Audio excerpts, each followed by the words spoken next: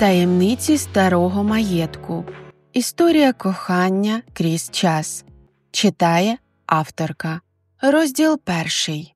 Марта поглянула на годинник. 7 вечора. Час йти додому. Вона втомлено протерла очі. Прибрала волосся з лоба, озирнулася. Простір Open Space відлунював порожнечею. Колеги давно розбіглися по домівках. Лише вона сушить собі голову звітом, допиваючи вже 5-ту чашку кави за сьогодні. Таке прагнення працювати у неї неспроста. Минулого тижня керівник відділу викликав її до себе в кабінет. «Марто», – сказав він загадково посміхаючись, – «ти знаєш, що через півроку я планую йти на пенсію?» Дівчина кивнула. «Моє керівництво попросило знайти собі достойну заміну, і я не буду тягнути інтригу. Думаю, що це ти».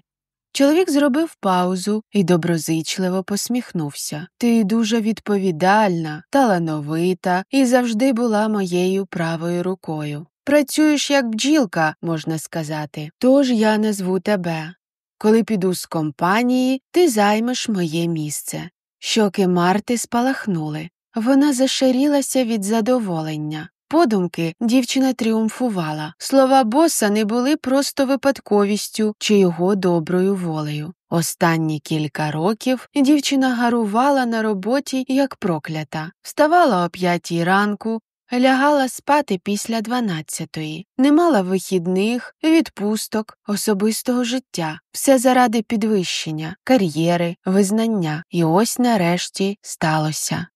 Марта вийшла з офісу, на дворі вже стемніло. Прохолодний травневий вечір. В лице пахнуло свіже повітря, розвіваючи її темне хвилясте волосся. Спочатку спробувала його пригладити, але даремно, кинула цю ідею. Однак ніхто її не побачить. Глибоко вдихнула. Після дня, проведеного в задушливому приміщенні, набитому людьми, вона не могла надихатися. З дитинства вона добре запам'ятала втомлене обличчя мами, якій доводилося працювати на 2 роботах, щоб оплатити рахунки і їжу. Ще тоді думки про успішну кар'єру та гарну зарплатню засіли в її дитячій голівці, тому вона цінувала свою роботу і особливо раділа можливому підвищенню. Ще раз вдихнула. В кишені завібрував телефон, на екрані висвітилося «Мама». Дівчина усміхнулася. Єдина людина, яка лишилася з нею. І не дивно. Марта так багато працювала, що розгубила всіх друзів і знайомих. «Доцю, ти не повіриш, що сталося», – збуджено сказала мама. «Що?» – напружилася дівчина.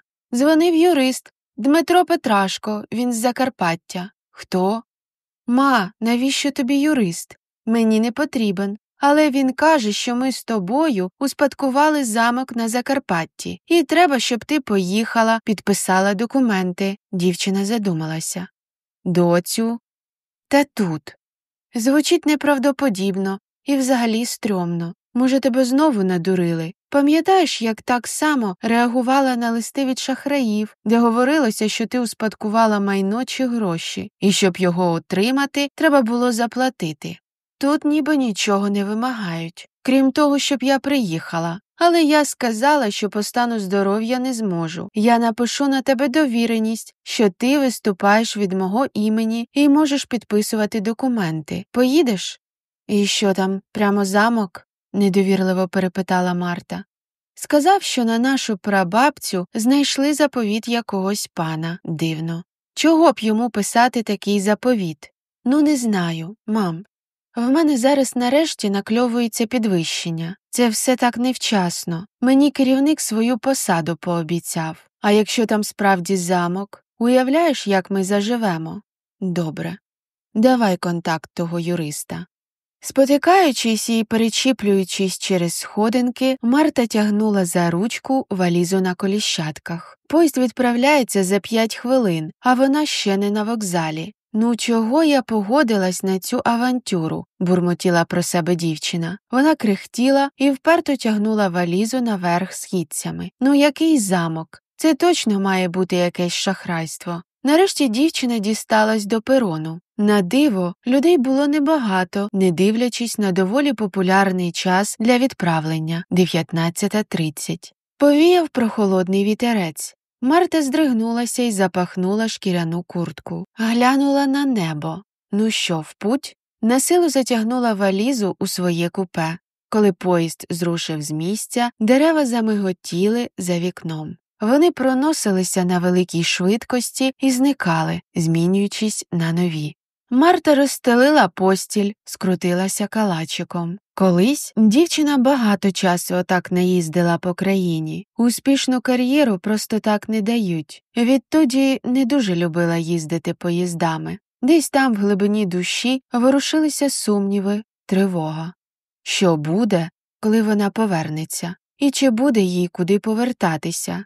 Чи не віддасть керівник посаду комусь іншому? Вона згадала його розчароване обличчя, коли попросила відпустку на 2 тижні. Адже напередодні він пообіцяв їй своє місце і очікував, що це змотивує її працювати ще більше. Тривога посилилася. Сподіваюсь, що не втрачу все те, заради чого працювала останні 10 років, прошепотіла вона і закрила очі. Їй снилися смарагдові ліси, високі сосни, смереки й дуби, крізь їхнє листя пробивалися сонячні зайчики, створюючи особливе мерехтіння світла навколо. Вдалині виднілися гори з засніженими верхівками. Марта глибоко вдихнула. Її легені заповнило чисте гірське повітря. Від нього запаморочилося в голові. Вона озирнулася і побачила маєток, який раптом виник на галявині за лісом. Нізвідки. Дівчина помітила одиноку постать, що швидко наближалася до неї. «Ви хто?» – прошепотіла. «Що вам потрібно?» – вже голосніше додала. Відповіді не було. Постать ставала все виразнішою, і скоро було чітко видно, що це молода жінка. Марта здивовано витріщилася на незнайомку. Одягнута у вишиванку і довгу спідницю, підперезана червоним поясом. Так у Києві сучасні жінки не одягаються. Вона простягнула руки до Марти, її очі блищали від сліз. «Прокидайся», – прошепотіла вона лиш губами. «Що?» – здивувалася Марта. «Дівчино, прокидайтеся, ваша станція».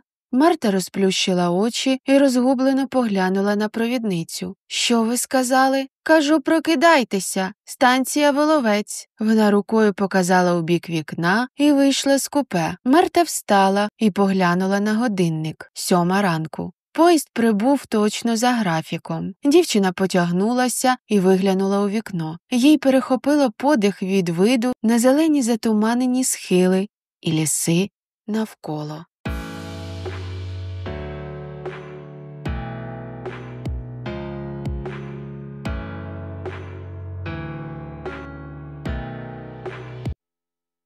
Вподобайте це відео, підпишіться на канал та залиште коментар. Цим ви підтримуєте можливість подальшого створення авторського україномовного контенту. Розділ 2.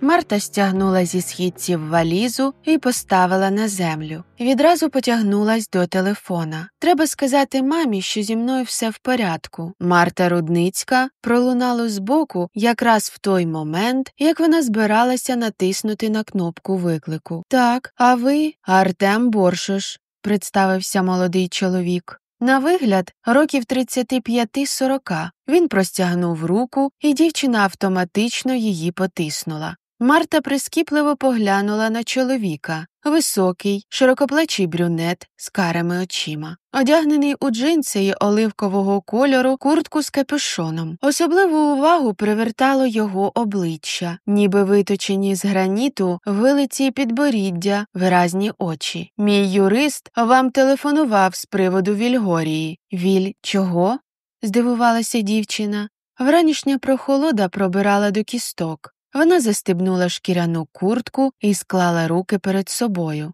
«Вільгорія – це ім'я замку», – коротко пояснив чоловік. Я відвезу вас до маєтку. Вам доведеться там жити, поки не підпишемо всі папери, і ви остаточно не станете його власницею. Далі вже самі вирішуватимете, де вам бути. Сюди, прошу». Він однією рукою взяв валізу дівчини, а іншою показав слідувати за ним. «То це не жарт?» – вирвалося у Марти, коли вони виходили з вокзалу. «На мою маму і справді хтось написав заповіт? А вам Дмитро Олександрович нічого не пояснив?» «Дмитро Олександрович?» «Юрист, який вам телефонував», – нетерпляче пояснив Артем. Марта закотила очі.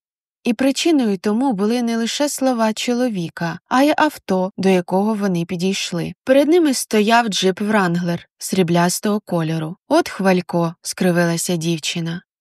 «Заповіт був написаний не на вашу маму, а на прабабусю Олену Рудницьку», – продовжував Артем, ніби не помічаючи глузливого погляду дівчини. «І оскільки ні прабабусі, ні бабусі вже немає в живих, то маєток автоматично переходить до вашої матері». «Але чому?» – не могла заспокоїтися Марта. Чоловік закинув її валізу у багажник, а сама вона сіла на заднє сидіння авто. «Навіщо йому залишати спадок моїй прабабусі? Через кохання?» Він поглянув на Марту у дзеркало заднього виду. Всього на мить їй здалося, що Артем усміхнувся. Проте вона не була впевнена. Його обличчя знову стало суворим та непроникним. «Це лише версія. Ніхто точно не знає, чому Дем'ян Малиш залишив маєток Олені Рудницькій». На мить він замовк. У Дем'яна і його дружини Аделії була дочка Катруся, і формально вона мала успадкувати маєток. Однак дівчина померла у віці 18 років від запалення легень. Інших наступників не було, тож будинок перейшов до двоюрідного брата Дем'яна, Стефана Боршоша, мого прадіда. «Тобто спадкоємцем маєтку мали бути ви, а не ми з мамою?» Запанувала мовчанка.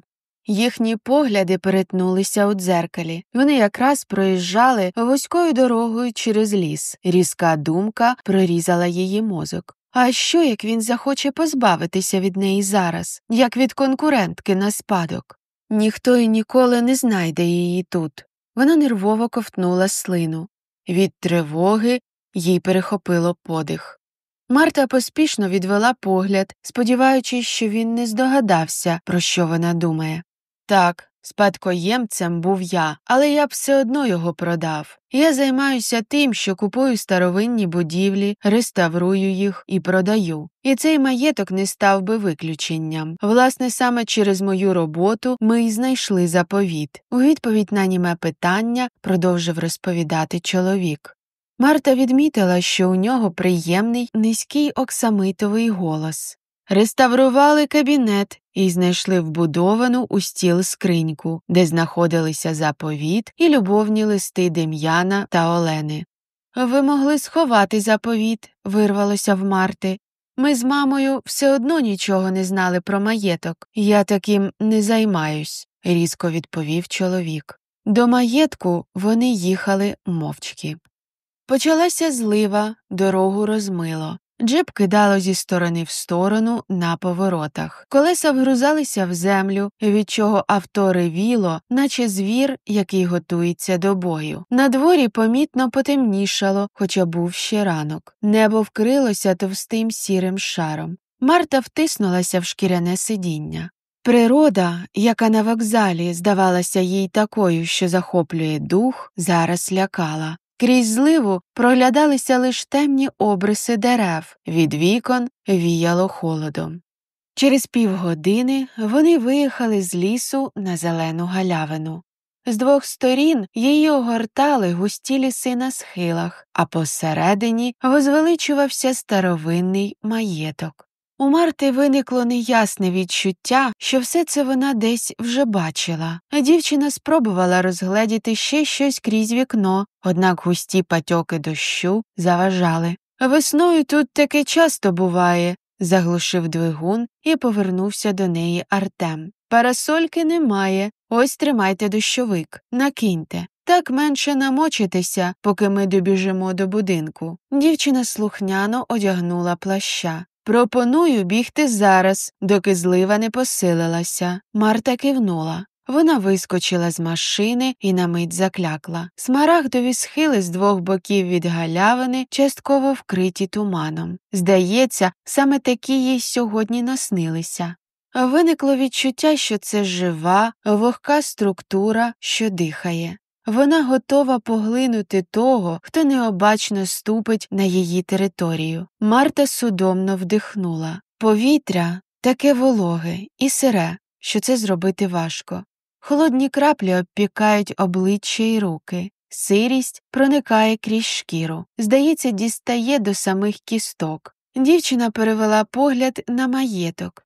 Двоповерхова будівля з каменю, холодного сірого відтінку, темні пусті вікна. По спині пробігли сироти. У вікні в лівому крилі маєтку промайнула постать. Марта придивилася, але вже нікого не було. Ну то й що? Може, там чиясь кімната? Тут же живуть люди. Дівчина сильніше натягнула капюшон на обличчя і побігла до будинку.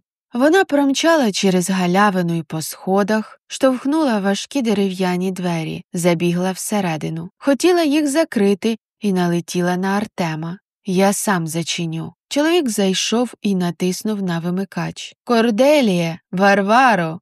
Марта зняла дощовик. Струшуючи з себе краплі, вона з цікавістю роззиралася навколо. Кам'яна підлога віддавала холодом. На другий поверх вели сходи зі старовинними поруччями. Дівчина підняла очі вгору. Хол освітлювала скляна люстра з сотнею лампочок, які створювали ефект мерехтіння. Блимке світло блукало стінами та підлогою, не даючи приміщенню загадковості. Стіни, оббиті деревом, були рясно завішені картинами з зображенням жінок і чоловіків у старовинному вбранні, вишитих хустках, жилетках, вишиванках. «Атмосферно!» – прошепотіла Марта. «Корделія! Варваро!»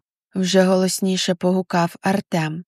Замить двері зліва від східців відчинилися, і звідти спішно вийшли дві жінки. «Пане, ну чого кличете?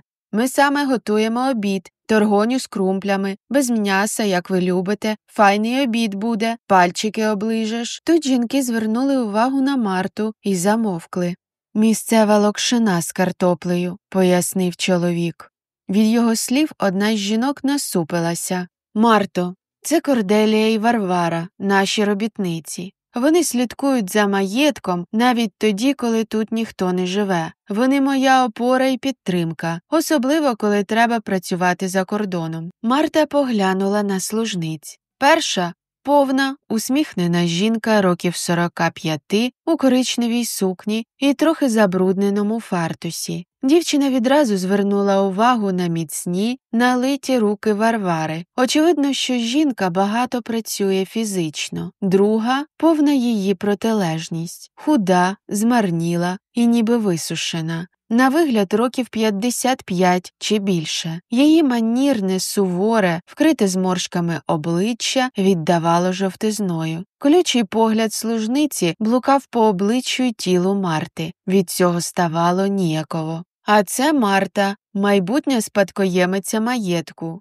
Пане, ви більше не будете тут жити?» Жінки насупилися і похмуро поглянули на дівчину. Навіть доброзичлива Корделія дивилася з осудом. «Так, коли оформимо документи, то власницею будинку буде Марта. А де Євгенія?» Чоловік озирнувся.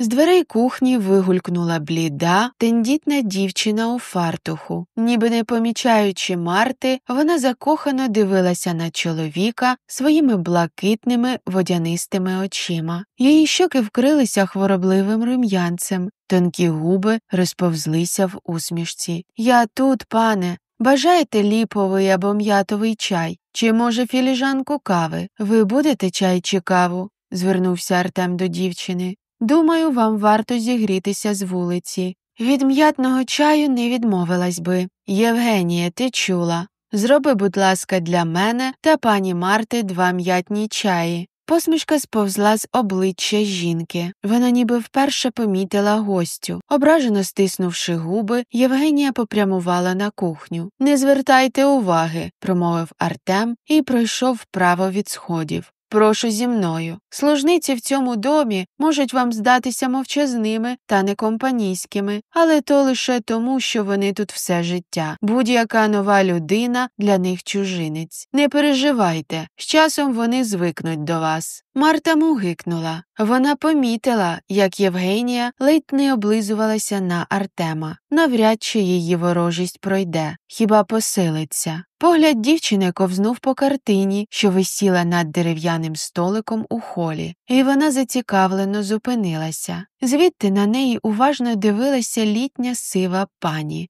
Зелена сукня з вишивкою, накидка, перли на шиї та у вухах і каблучка на пальці видавали в ній непросту жінку. «Це Ганна Малиш, ваша прапрабабуся і мати Дем'яна. Колись вона керувала тут всім». «Цікаво», – протягнула Марта. Вона роздивлялася чорні, наче дві вуглинки очі жінки, її добротний одяг, царську поставу. «Вона була хорошою людиною?» – несподівано запитала дівчина. «Ну», – задумався Артем, – «важко сказати. У ті часи пани не вирізнялися м'якістю. Вона точно була владною і сильною жінкою, контролювала всі процеси». Марта іронічно посміхнулася. «Тоді зрозуміло.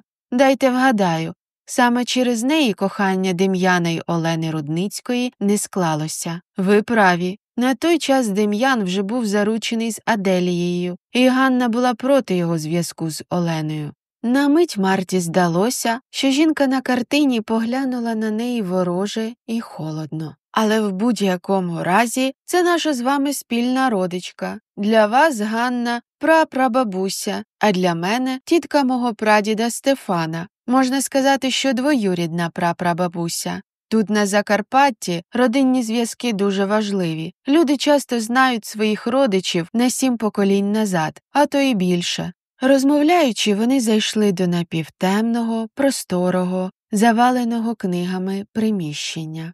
«Це кабінет», – з гордістю в голосі промовив Артем і обвів кімнату рукою. Тут нічого не чіпали ще з часів Дем'яна, але дещо нащадки, звісно, доповнили. На вікна поставили решітки, щоб місцеві не пограбували маєток, книги у шафі, звичайно, що з'явилися нові, лампа на столі. Марта поглянула на вікно, частково закрите важкими червоними портьєрами. Решітки справляли важке враження безвиході. У горлі з'явилася грудка. Вона стривожено ковтнула, перевела погляд на старий дерев'яний стіл, завалений паперами й книгами. «Саме тут ми й знайшли заховану скриньку з заповітом», – тим часом продовжив чоловік. Він підійшов до столу й схилився. Ось потаємна кнопка. Він щось натиснув і за мить витягнув невеличку дерев'яну коробку та простягнув її Марті. «Тут любовне листування вашого прадіда з прабабусею. Як спадкоємиця ви маєте повне право на ці листи». «Навіщо вони мені?» – знизала плечима дівчина. Вона відчувала, наче не мала права порпатися у речах та почуттях людей, які жили тут 100 років тому. «Ви не хочете знати свою історію?» – здивувався Артем. Марта знов знизала плечима. Однак скриньку взяла. «Потаємних ходів там немає?» Дівчина поглянула на книжну шафу, яка тягнулася через всю стіну. «Це більше стереотипи і фільми дають такі уявлення, що старовинні маєтки просочені таємними ходами та кімнатами», – усміхнувся чоловік. «В реальності замок – це лише стара будівля, в яку треба вкладати багато грошей, щоб ремонтувати і реставрувати. В будь-якому випадку ми оглянули тут все, навіть виймали книги з шафи. Якби хід чи потаємна кімната існували, ми б їх вже виявили». «Хоча заповіт знайшли лише через 100 років», – подумала про себе Марта. «Ви, мабуть, втомилися з дороги», – промовив тим часом чоловік. «Я віднесу валізу з речами до вашої кімнати. Євгенія приготує м'ятний чай. Пропоную відпочити й поспати. Я накажу служницям принести вам їжу і постільну білизну. Чекатиму вас на вечерю. О 7:00 підійде?» Марта кивнула.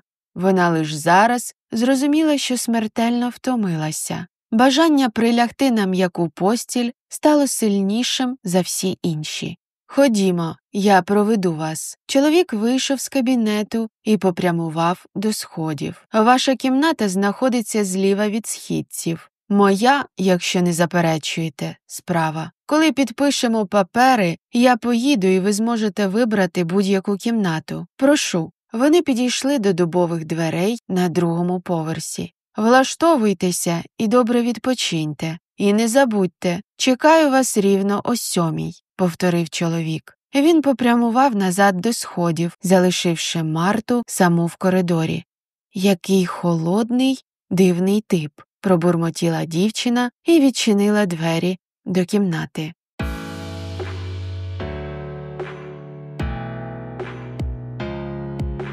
Містичні любовні історії.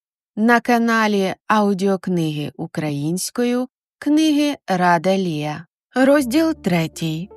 Марта штовхнула двері і зайшла всередину. Дерев'яна підлога рипнула під її ногами. Двоспальне ліжко на 4 опорах було застелене блідо-коричневого кольору постільною білизною в тон стінам. Це надавало кімнаті відчуття сирості, вогкості. На вікнах такі самі решітки, як у кабінеті. Марта здригнулася. Вона перевела погляд, по спині пробігли сироти. Над ліжком висіла картина, на якій не було зображення. Коричневого кольору полотно в рамці. Мороз іде поза шкірою. Дівчина тріпонула волоссям, ніби відганяючи моторошні думки. Поставила скриньку з листуванням на тумбочку біля дверей. Ще раз окинула поглядом кімнату. Приміщення обставлено в аскетичному стилі. Мінімум меблів. Ліжко, 2 тумбочки, настільна лампа, стілець, ще одні двері, які ведуть незрозуміло куди.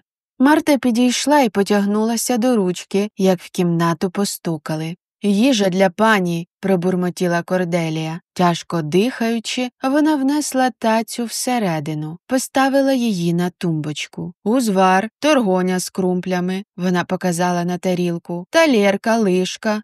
«Дякую». Жінка кивнула і зникла за дверима. За хвилину до кімнати знову постукали. «Ваші речі». Артем заніс валізу всередину і вийшов. «Відпочивайте». Дівчина зітхнула. Обережно присіла на край ліжка. Їй здавалося, що від стін тхне пліснявою. Хотілося прокашлятися, щоб видихнути з себе цей сморід. В кімнаті було холодно, тож Марта вирішила не роздягатися. Вона скинула кросівки і прямо так, як була з дороги, у джинсах і шкіряній куртці, залізла на ліжко. Скрутилася калачиком. «Я так і не зателефонувала мамі», – крутилося у неї в голові. Проте вона не могла себе змусити відкрити повіки, які ніби налилися свинцем. А за хвилину дівчина заснула. Їй снилося, що вона біжить лісом, а важкі й гострі гілки кололи її обличчя, зачіпали волосся. Від швидкого бігу пекло у грудях. Вона зупинилася, щоб віддихатися. Позаду неї на землі тріснула гілка. Серце підскочило аж до горла. Ноги самі понесли її вперед. Вона відчувала, що той, хто за нею біжить, вже поруч. Чула його дихання в потилицю. Від швидкого бігу по спині стікали цівки поту. Він от-от наздожене, вхопить за плече. Дівчина почула, як завібрував її телефон. Вона потягнулася за ним до кишені і прокинулася. Її телефон вібрував поруч на ковдрі. На екрані висвітився номер мами. «Я не зателефонувала», – Марта закусила губу. «Алло, мам, вибач, так, уже на місці. Все добре. Це не виглядає як обман. Маєток і справді існує. Тут живуть люди. На тижні підпишемо документи. Я наберу тебе завтра». Марта поклала слухавку. На дворі вже сіріло. Вона потягнулася до тумбочки й увімкнула лампу. Тепле помаранчеве світло розійшлося стінами, розганяючи тіні по кутках. Вона поглянула на годинник 10 хвилин до 7:00. Поспішно встала і підійшла до валізи, щоб перевдягтися. Через 10 хвилин Марта спустилася у хол. Там на неї вже чекав Артем. Ви не проти випити по келиху вина перед вечерею, доки дівчата накривають на стіл? Дівчина кивнула. Вона відмітила, що його очі здавалися бездонними. «Чорна безодня», – подумала вона. Обличчя не видавало ніяких емоцій. Дивне відчуття суперечливості виникло у Марти, коли вона дивилася на нього. З одного боку – привабливий, широкоплечий, спортивний, сучасно одягнений. Такі чоловіки зазвичай комунікабельні, люблять дівчат, поводяться впевнено і розкуто. Артем же був холодним. Іншого слова й не підбереш. Холодним, настороженим, скупим на емоції. Вони пройшли у вітальню. Марта присіла у м'яке крісло і натягнула рукави светра аж на пальці. Замерзли, більше стверджував, ніж запитував чоловік. Він підійшов до каміна, розпалив. Потім повернувся і налив вина, подав келих Марті. Уважно поглянув їй в очі. Складалося враження, що чоловік її вивчає.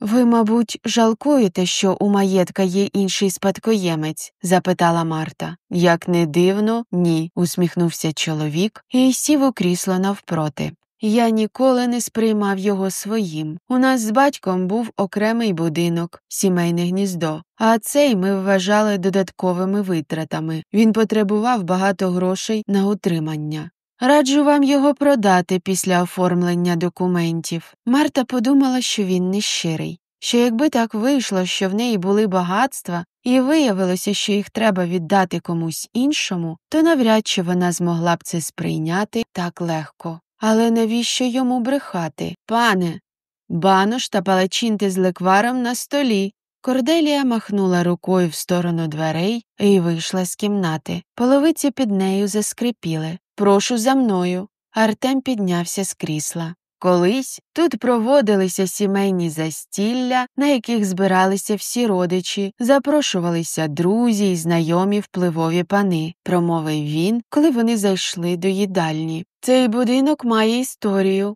я це вже помітила. І не просто історію». Голос Артема став схожим на голос гіда, який водить туристів по визначних і старовинних місцях. Офіційний, добре поставлений, гучний.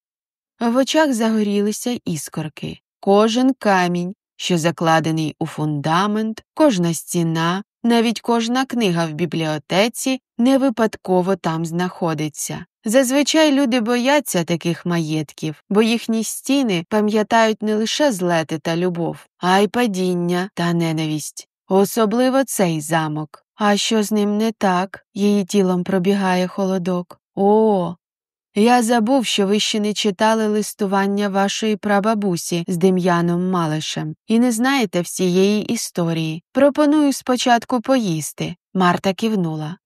Її шлунок забурчав. Вона так втомилася з дороги, що заснула, не відвідавши їжу, яку їй принесли в кімнату. Дівчина сіла за запропонований стілець і поглянула на страви. «Це що, зверху сир?» – вона вказала на глибоку тарілку з баношем. «Бринза», – усміхнувся чоловік. «Взагалі банош готують на молоці, з вершками, і потім ще додають шкварки та бринзу. Але я вегетаріанець, вже давно не їм м'ясо й сало, тому на кухні для мене готують спрощений варіант. Якщо це для вас проблема, прошу вибачення за незручності. Після мого від'їзду зможете їх перевчити». «Ні, все нормально». Марта обережно скуштувала з ложки. «Непогано, а то палачинти з лекваром, по-вашому млинці з повидлом». Дівчина відсунула кашу і відразу перейшла до млинців. Чоловік лиш усміхнувся. «То що там з листуванням? Що сталося в замку?» – запитала дівчина, дожовуючи останній млинець. Ця страва й справді виявилася дуже смачною. Марта попросила б ще добавки, якби не соромилася. «Олена Рудницька, ваша прабабуся, працювала в цьому маєтку куховаркою. Їй тоді, здається, було років 20, не більше. Дем'ян Малиш був трохи старшим. За підрахунками років 25-27. Він вже був заручений з Аделією, своєю майбутньою дружиною. Але, зустрівши Олену, втратив голову, і у них розпочався роман. Марта зацікавлено слухала. Заборонене кохання? Точно. І не лише заборонене, а й нещасне. Класика. Мати Дем'яна, а ваша прапрабабуся Ганна дізналася про їхні стосунки. Вона заборонила їм зустрічатися. Вигнала дівчину з дому, яка згодом виявилася вагітною. Але є ще один цікавий момент. Олена з Дем'яном збиралися тікати разом, однак він не прийшов. «Чоловіки», – прошепотіла Марта, осуджуючи. Артем поблажливо усміхнувся. Насправді він не знав, що вона на нього чекає. Ганна перехопила листа Олени, тож до адресата він ніколи так і не дійшов. Цей лист є у скринці. Ви можете його прочитати. Існує легенда, що коли Олена тікала, то перекинула свічку, і через це почалася пожежа. Ліве крило маєтку дуже постраждало. Ще вина бажаєте? Так, будь ласка. І можна на «ти». Артем кивнув, встав з-за столу, взяв пляшку вина і підійшов до Марти, наповнив келих. Це з сімейного підвалу. Конкретно ця пляшка 10-річної витримки. Ого, здивувалася Марта. Мабуть, дуже дороге. Не все в цьому житті вирішують гроші, промовив чоловік і повернувся на своє місце. Їй здалося, що він сказав це сухо і навіть пихато, але, можливо, це лише її уява. Після вечері Артем провів Марту до її кімнати. «Якщо щось знадобиться, моя кімната поруч. Також ти можеш спуститися на кухню, якщо треба попити води чи зголоднієш». Він майже пішов та раптом передумав і повернувся. «Якщо почуєш незвичні звуки, шарудіння, кроки, не лякайся. Це старий будинок, тут і стіни дихають, половиці реплять, але боятися нічого. І ще, у тебе в кімнаті частково вже робився ремонт. Я намагався зберегти аутентичність, але й додати елементи, без яких в сучасному світі ніяк. Можливо, ти вже бачила двері, там окрема ванна кімната і гардероб. Таке саме приміщення є також на першому поверсі, якщо буде потрібно». Марта кивнула і зайшла всередину, увімкнула світло, обхопила себе руками. Холодно. Добре, що взяла з дому теплу піжаму і кілька светрів. Вона підійшла до вікна, ковзнула поглядом по решітках і скривилася. Треба спитати завтра Артема, чи можливо їх зняти. Закрила важкі темно-коричневі портьєри. Дістала з валізи фланелеву піжаму і усміхнулася. Ця річ дуже контрастувала з атмосферою старовинності в кімнаті. Вона залізла на ліжко і стала гортати стрічку в телефоні. Її однокласники. У когось вже по 2 дітей, хтось переїхав за кордон. Є одружені, а є й ті, що вже розлучені. Як вони діставали її в дитинстві за те, що в неї не було батька, що вони з мамою були бідними. Від однієї згадки про це в горлі сформувався клубок. Як вона все своє життя боролася, намагалася бути найрозумнішою, найкращою, ставила свою кар'єру в пріоритет, робила неможливе, щоб чогось досягти, і показати їм всім, на що здатна. Марта посміхнулася. Що б сказали вони, якби дізналися, що вона успадкувала старовинний маєток, і якщо його продасть, буде просто багачкою. Закортіло зробити допис з атмосферними фото будинку. У стіну з коридору щось раптом стукнуло. Дівчина здригнулася, відклала телефон.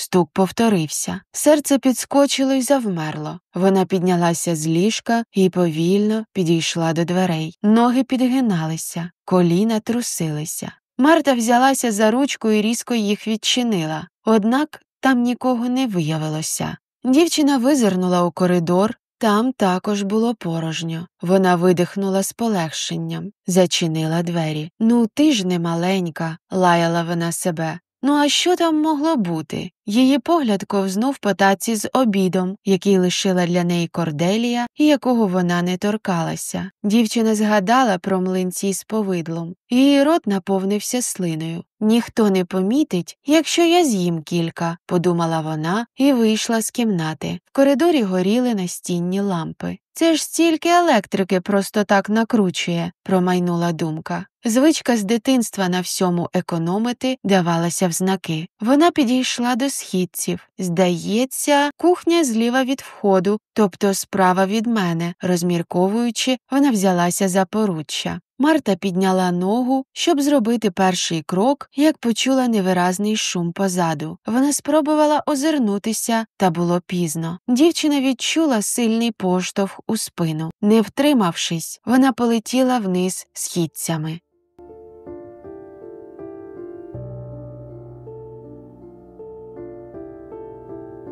Містика на каналі аудіокниги українською «Книги Рада Лія». Розділ 4. Спочатку Марта відчувала лише біль, ніби рахувала кожну сходинку своїм тілом – плече, поперек, нога, голова. Потім вона нарешті опинилася на підлозі і застогнала. Дівчина підняла голову і побачила постать в білому. Наступної миті Марта відключилася. Їй знову привиділася дівчина, яку вона бачила в поїзді. Молода, красива, статна, чорне волосся й очі, вишита біла сорочка, довга спідниця, червоний поясок, рум'яне, ніжне обличчя, густі вії, в очах тривога. «Марто! Марто!» – шепотіла вона у відчаї, простягаючи до дівчини руки. «Марто, ти як?» – пролунав стривожений голос Артема над вухом. Дівчина відкрила очі, обвела поглядом навколо. Артем стояв на колінах, схилившись над нею. Його обличчя виглядало переляканим. «Як ти себе почуваєш?» «Не знаю. Усе болить». Марта сперлася на руки і сіла. Тіло нило. Вона ще раз глянула на сходи, там нікого не було. «Мене штовхнули», – вимовила раптом. На обличчі Артема промайнув вираз, який вона не встигла зловити, зрозуміти. «Марто, ніхто не зашкодив би тобі. Ти просто сильно вдарилася. Тут не боляче?» Він обережно промацав її ноги, руки. «Здається, нічого не зламано. Як ти примудрилася впасти? Кажу ж тобі, мене штовхнули». Цього разу чоловік промовчав. Він допоміг їй підвестись з підлоги. «Завтра зранку я привезу лікаря. Хай тебе огляне. Вночі важко когось знайти. Все-таки 40 кілометрів від міста». Артем провів її до кімнати. «Відпочивай. Тобі щось принести, щоб ти вже сьогодні не виходила?» Марта похитала головою. Їй хотілося, щоб він не йшов. Руки тремтіли. Дівчина була впевнена, що хтось або щось її штовхнуло. Сльози виступили на очах. «На добраніч», – прошепотіла і зайшла до кімнати. Вона твердо вирішила, що до ранку не спатиме, щоб бути напоготові, якщо хтось знову нападе. Замкнула за собою двері, взяла коробку з тумбочки і залізла у ліжко. «Сподіваюсь, листи будуть цікавими, щоб я не заснула». Всередині лежали кілька пожовклих конвертів, перев'язаних червоною стрічкою, і окремо складені листки з записками. Відкрила першу, яка потрапила до рук. «Дем'янку, сьогодні знов виділа, як ти з маєтку виїздив. Боже мій, пан як є. Гарний, гречний такий, ну наче з книжки. А кінь твій лиш гляне на тебе і вже слухає. Ніц не пручається, схиляє голову, бо чує, сила в тобі є. А я? Що я тобі, Дем'янку? Гола, боса, лиш трошки писати вмію. І без роду, без племені. Не на таких, як я, пани задивляються. Не бувати нашому щастю. Олена». «Зрозуміло», – задумалася Марта. Прабабця вважала себе недостойною пана. Теж мені. Дістала інший клапоть паперу. «Дем'янку, бачила я ту твою фіфу. У вінку, ніби королиця якась. А ймення в неї яке. Аделія. Та бодай би. Хто ж таку вигадку дитині дає? Білобриса якась, шия довга, талія як лоза. Та худа, що вітер знесе. А ти її, як нетямущий, обнімаєш. Тьху, Дем'янку, аби ти більше до мене й не ступив. Чуєш? Бо як ступиш, то лиш гляну і розірвуся зсередини, така лють мене бере, а більше не пиши». Олена. То в нього ще й інша була. «Олено, Олено, Марта відклала записку і задумалася. Проходять роки і століття, змінюється одяг і їжа, а світ залишається таким же. Одні й ті самі історії з тими чоловіками.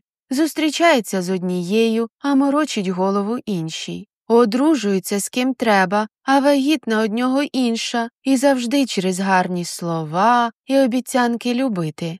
Вона згадала історію, яку їй розповідали на роботі. Чоловік примудрився мати одночасно дві сім'ї. Працював далекобійником, 2 тижні проводив з однією дружиною і ще 2 з іншою. Аж поки одна з дружин випадково не дізналася правду.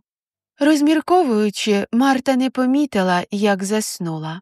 Прокинулася вже вранці від стукоту у двері. «Так, заходьте», – промовила сонно. «Я на хвилинку». У дверному отворі показалася голова Артема. «Їду за лікарем. А ти лежи, відпочивай. Може, взагалі сьогодні не вставай. Їжу тобі приноситимуть. Хочеш, занесу якісь книги з бібліотеки. Це, звичайно, вже сучасна література буде. Оригінальна бібліотека Вільгорії згоріла, коли Олена тікала з маєтку». «Ні», – замахала руками Марта. «В мене нічого не болить. Не треба лікаря. Не їдь, будь ласка». Дівчину кинуло в холод від однієї думки, що він залишить її тут саму, там, де її вже намагалися вбити. «Ти впевнена?» – засумнівався Артем. «Цілком. До речі, ти згадав бібліотеку. Все повністю згоріло? Жодної книги не лишилося?» «Згоріло ціле крило. А там були ще й кімнати служниць. Його відбудували і зробили, крім бібліотеки, оранжерею. Хочеш побачити?» – чоловік посміхнувся. «Так, залюбки. Тоді накажу Корделії принести тобі сніданок, а через годину зайду за тобою. Оранжерея – це гордість цього маєтку». Він вийшов за двері. Марта почула, як віддаляються його кроки. Вона вскочила з ліжка і попрямувала до ванної кімнати. Босоніж пройшла по холодній кам'яній підлозі до шафки і дістала звідти чисті рушники. Увімкнула воду у ванній на позолочених ніжках, що стояла біля стіни. Такої розкоші вона раніше не бачила. Підійшла і відчинила дерев'яні двері, що вели на балкон. Кімната виходила на густий ліс, зранку покритий туманом. Ні тобі багатоповерхівок, ні машин, лише чисте гірське повітря і зелені ліси навколо. Абсолютний спокій. Вона здригнулася. Їй більше подобалася метушлива атмосфера великого міста, коли кожна хвилина розписана, а навколо постійно крутяться люди. Тут же було трохи моторошно, але й прекрасно водночас. Після теплої ванни з виглядом на ліс Марта повернулася в кімнату. У двері знову постукали. На порозі з'явилася Корделія з тацею. «Сніданок, пані. Тут палачинти з лекваром. Пан казав, що вони вам вчора сподобалися. І м'ятовий чай». На мить Марті здалося, що жінка поглянула на неї якось дивно, ніби співчуваючи. Вона вже майже вийшла, як повернулася і сказала: «Пані, я можу принести вам ікону, якщо бажаєте». «Ікону?» Служниця знітилась, ніби бовкнула дурницю, і швидко зникла за дверима. Пізніше, як і обіцяв, за нею зайшов Артем. «Готова побачити нашу оранжерею?» – усміхнувся він. «Чи то пак твою тепер?» Коли вони спускалися східцями, Марта відчула, як її шлунок стиснувся від страху. Шлях пролягав через кухню, де товклися Корделія і Варвара. Побачивши гостю, жінки замовкли й перезирнулися. Пройшовши довгим коридором, вони підійшли до скляних дверей і за мить опинилися в круглій кімнаті з прозорим куполом. У Марти розбіглися очі. По периметру цвіли кущі червоних троянд. Навколо буяли безліч червоних, помаранчевих, жовтих та синіх квітів. Біля дерева з лимонами стояв диван, на якому лежала розгорнута книга. Ніби хтось покинув її за мить до того, як вони зайшли. «Тут хтось читає?» – здивувалася Марта. Артем задумався і знизав плечима. Мовчки згорнув книгу і поклав на скляний столик навпроти дивану. Може, хтось зі служниць залишив. Марту це здивувало. Ні Корделія, ні Варвара не виглядали людьми, які люблять читати. Тим паче здавалося дивним, що хтось з них робить це в оранжереї, насолоджуючись виглядом і ароматом квітів. Однак вона промовчала. «Артеме, сьогодні Корделія запропонувала мені принести ікону в кімнату. Мені здалося це дивним. Хіба що вона вважає, що у будинку є якась нечисть». Риси обличчя чоловіка загострилися. «Дурниці, не слухай нікого», – різко відповів. Потім вже м'якше. «Ходять різні чутки». «Які?» «Рік тому тут загинула моя дівчина», – він здригнувся. Христина втопилася в озері, але до цього вона постійно жалілася, що чула голоси у маєтку. Казала, що бачила привидів. Мороз пішов поза шкірою в Марти. Але ти маєш знати, що то дурниці. В Христини були проблеми. Вона страждала на депресію. Лікувалася у спеціаліста, тож її слова – це черговий прояв хвороби. Марта кивнула. Вона підійшла до куща з трояндами і схилилася, щоб вдихнути їхній аромат. Краєм ока дівчина помітила, як за скляними дверми ковзнула постать у білому.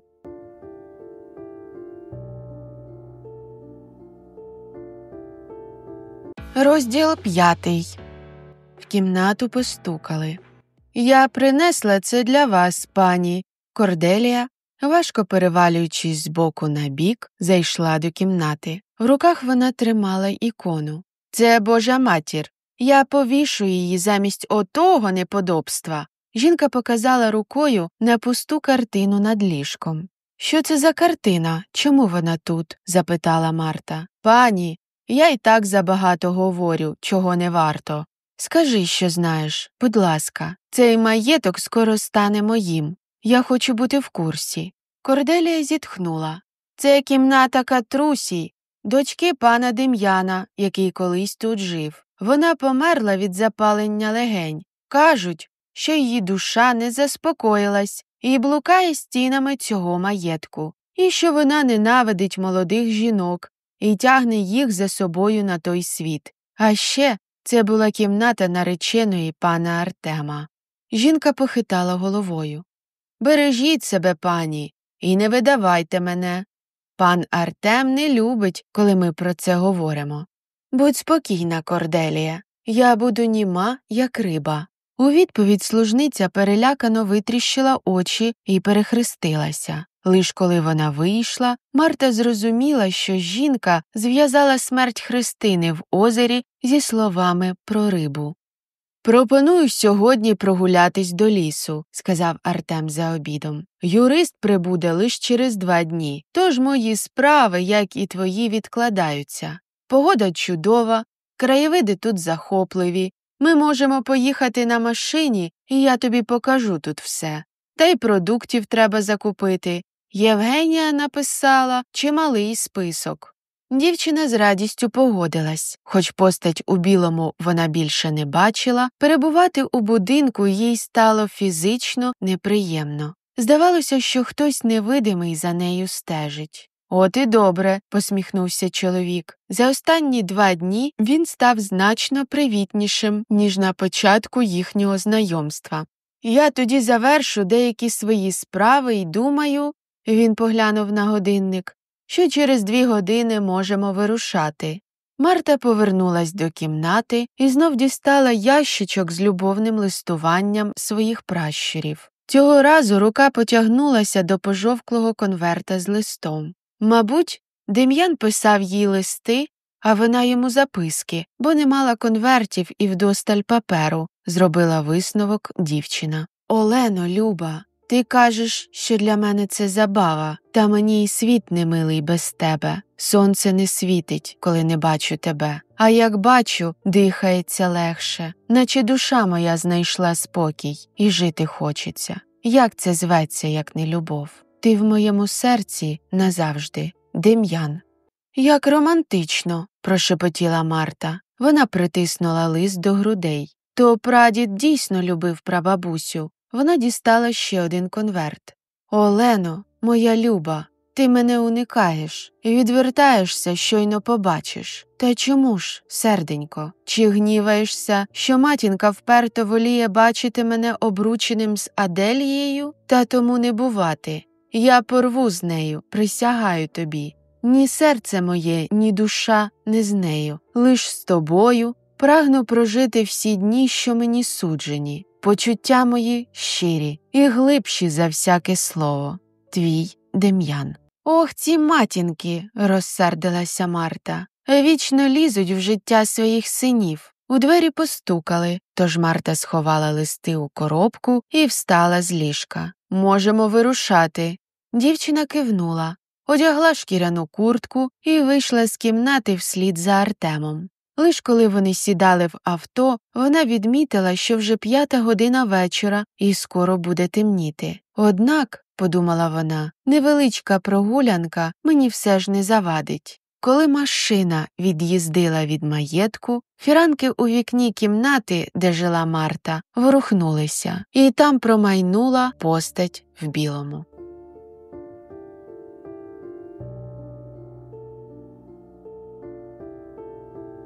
Розділ 6.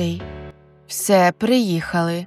Він заглушив мотор. Далі підемо пішки. Хочу показати тобі одне красиве місце. Там, в Києві, у вас точно такого немає. Марта лиш пирхнула, але слухняно вийшла з машини вслід за чоловіком і стала на зелену м'яку траву. Весну дівчина любила найбільше – за яскраві фарби, за свіже повітря, за надію, яку завжди відчувала у цю пору року. Озирнися. Марта підняла очі й завмерла. Прямо перед нею простягалося синьо-зеленого кольору озеро. Вода розходилася по ньому легкими, ледь помітними лініями. З усіх боків його огортали зелені схили, а над ними попереду височили гори, частково вкриті туманом, наче димкою.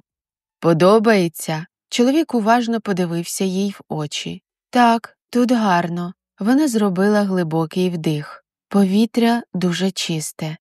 Небо було вкрите хмарами, через які місцями просочувалися сонячні промені.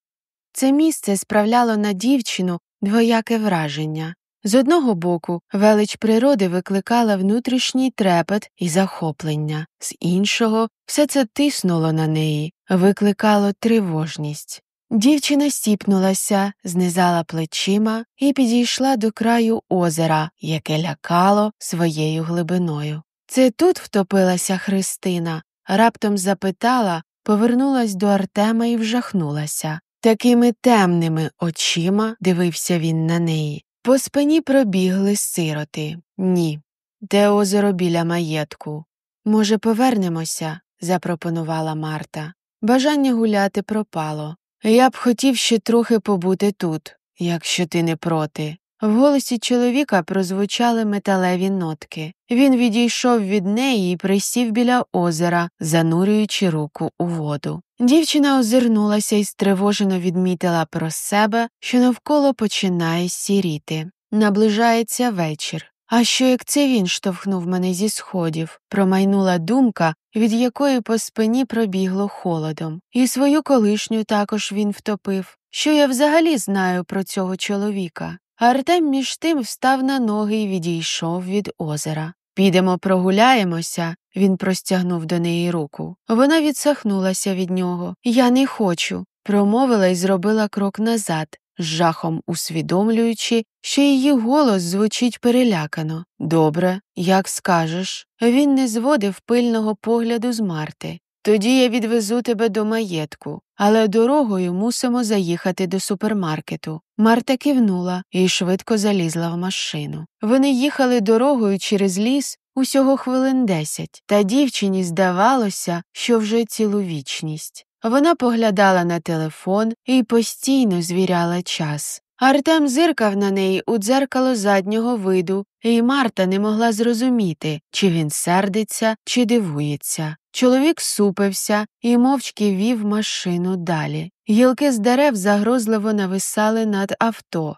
Машину кидало зі сторони в сторону. Кілька разів вона починала панікувати. Їй здавалося, що він везе її не туди. Я ж його конкурентка за майно, промайнула в неї думка. Якщо він позбавиться від мене, то спадок залишиться йому. Ніхто й ніколи не знайде мене тут. Підеш зі мною? Повернувся до неї Артем, коли вони зупинилися на автостоянці перед супермаркетом. Ні, я тут тебе почекаю, сказала Марта таким спокійним голосом, яким тільки могла. Головне, щоб він нічого не запідозрив, інакше в неї не буде шансів втекти. Чоловік кивнув, вийшов з машини і попрямував до магазину. Як тільки він зник за дверима, Марта вискочила з авто і, кутаючись від вітру у шкіряну куртку, підбігла до машини таксі, яке чекало на стоянці. «Мені потрібно до Вільгорії». Водій скептично поглянув на неї з-під лоба і похитав головою. «Дорого буде, пані, мені ж звідти ще самому вертати».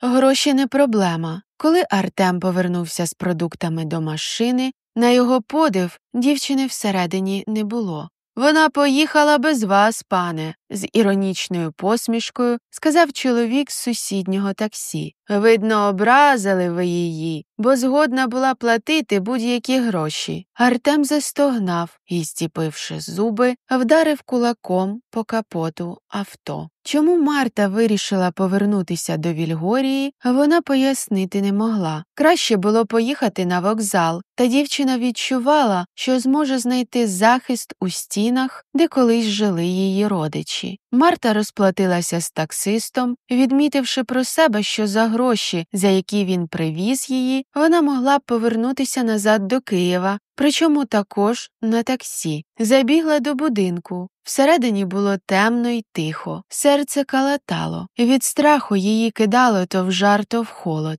«Думай, Марто, думай», – шепотіла вона, – «що робити?» Дівчина звернула до лівого крила, того, спаленого колись. Здається, там мають бути кімнати служниць. Заглянула тихенько в першу, підійшла навшпиньках до ліжка. Ні, ця надто худа. Потім зайшла до другої кімнати. По розміру жінки, яка спала, визначила, що це кімната Корделії. «Корделія», – тихо прошепотіла і присіла на край ліжка. Обережно доторкнулась до плеча. Та перелякано вскочила, сіла в ліжку і почала терти очі. «Чи ви здуріли, пані?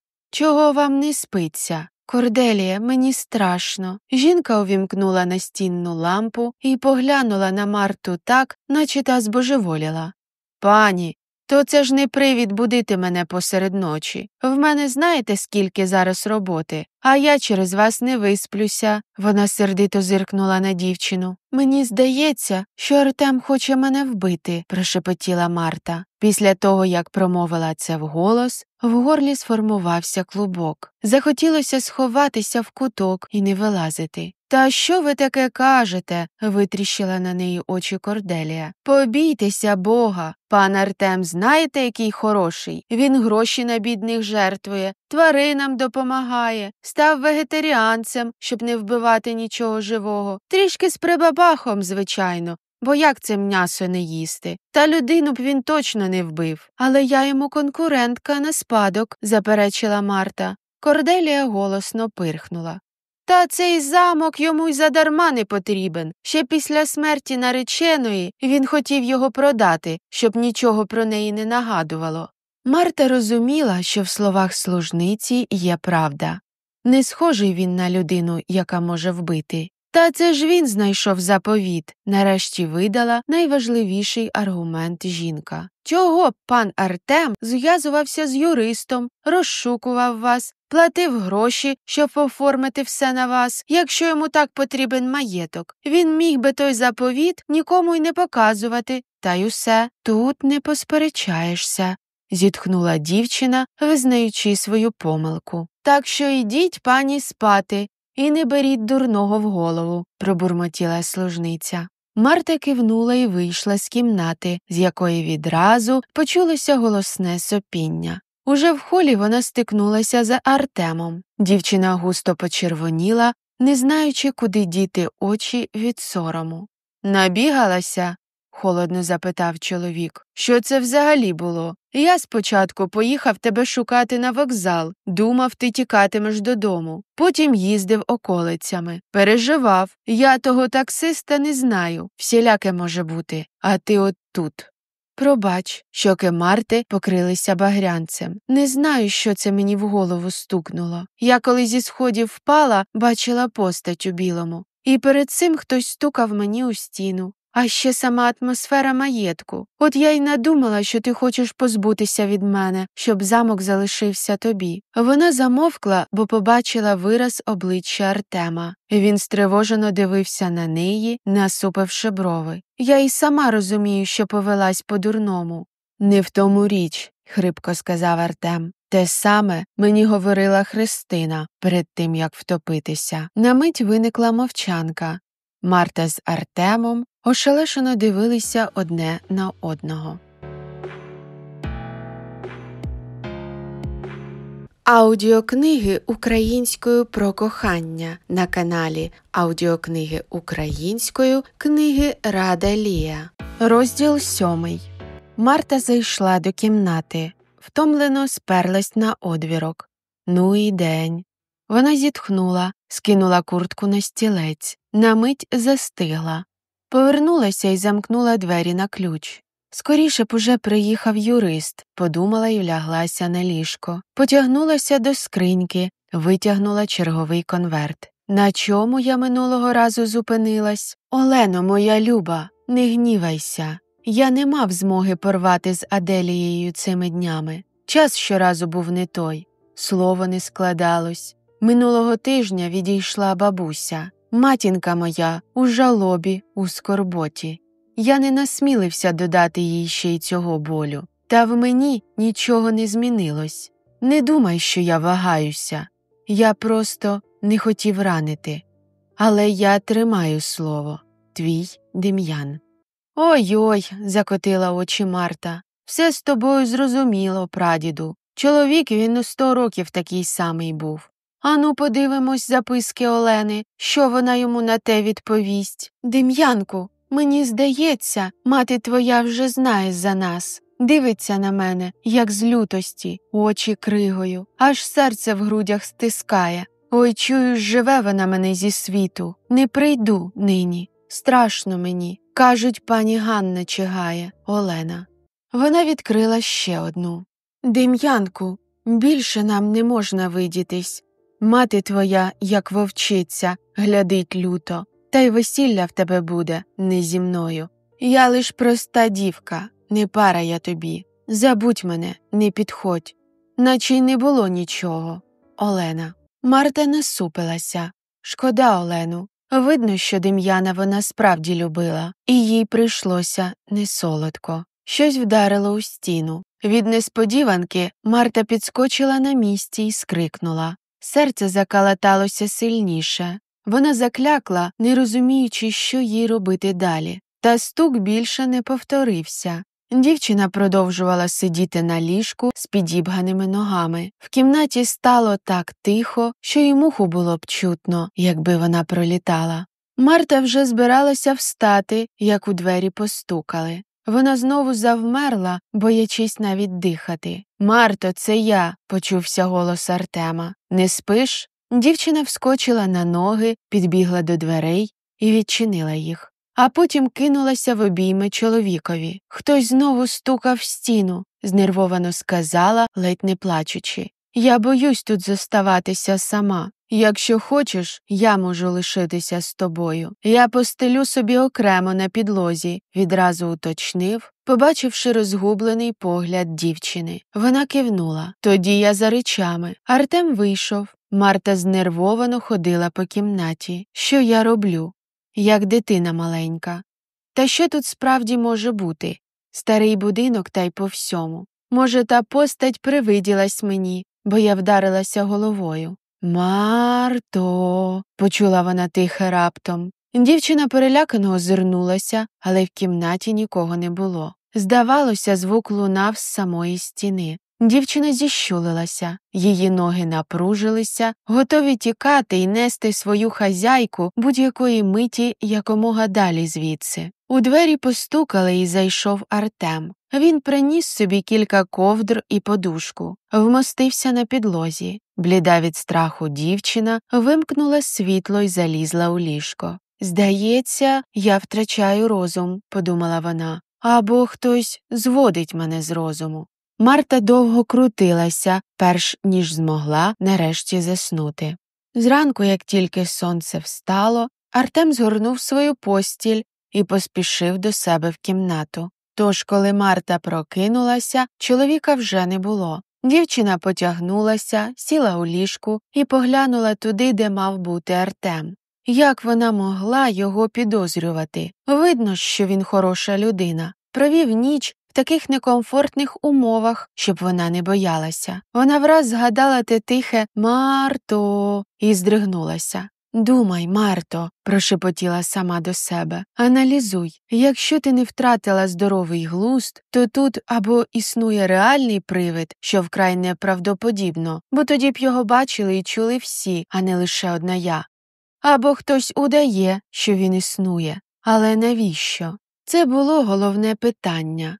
Маєток через кілька днів стане її власністю. Інших спадкоємців, крім Артема, немає. А йому було простіше не показувати нікому заповіт, ніж такі сцени розігрувати. «Думай, Марто», – повторила вона, – «думай». Дівчина швидко зібралась, одяглась і вийшла з кімнати. Артем сказав, що згоріла бібліотека. Але їй було цікаво, як там зараз все влаштовано. Вона спустилася сходами, в черговий раз панікуючи і озираючись по сторонах, звернула направо, пройшла через кухню. Там крутилися всі троє служниць. Корделія ставила каструлю з водою на плиту. Варвара терла овочі, вона невдоволено зиркнула на Мартині джинси. Її погляд красномовно говорив, що жінки так одягатись не повинні. У кутку ж стояла і витріщалася на неї Євгенія. Від того погляду дівчині стало ніякого. Вона привіталась з усіма, відвернулася і швидко пішла далі. Напівтемна кімната зустріла її тихим скрипом дерев'яної підлоги. Дівчина тихенько зайшла і зачинила за собою двері. Кімната була за розміром, як їхня з мамою двокімнатна квартира, проте мала усього лиш 2 вікна, та й ті з металевими решітками. Шафи й полиці з книгами діставали аж до стелі. Марта повільно ступала, крок за кроком, проходячи повз них. Вона потягнула за корінець однієї з книг. Пожовклі сторінки, незрозумілі слова.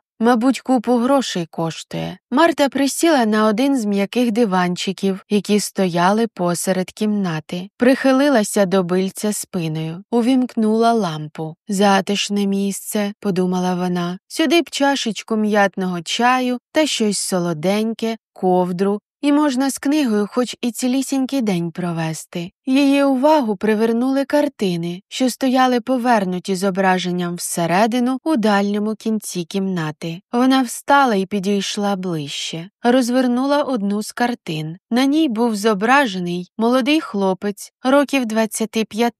Глибокі й бездонні чорні очі, темне волосся, коричневий костюм і накидка з вишивкою. На другій картині Марта побачила ту саму дівчину, яка їй снилася в поїзді та привиділася, коли вона впала зі східців. Марту кинуло в жар. Дівчина на картині посміхалася, однак погляд її був тривожним. І від цього Марті також стало неспокійно. «Це Олена Рудницька, твоя прабабуся, а то Дем'ян Малиш. Портрети були написані ще за їхнього життя. Це єдине, що вдалося врятувати під час пожежі». «Аж пробирає», – тихо промовила Марта. «Вони такі молоді й вродливі, все могло скластися інакше». «Тоді умовності були важливіші за кохання», – підмітив Артем. «І вже навіть немає сенсу жалкувати за минулим». Марта кивнула. «Пропоную поснідати і прогулятися, або провести час в оранжереї», – промовив Артем.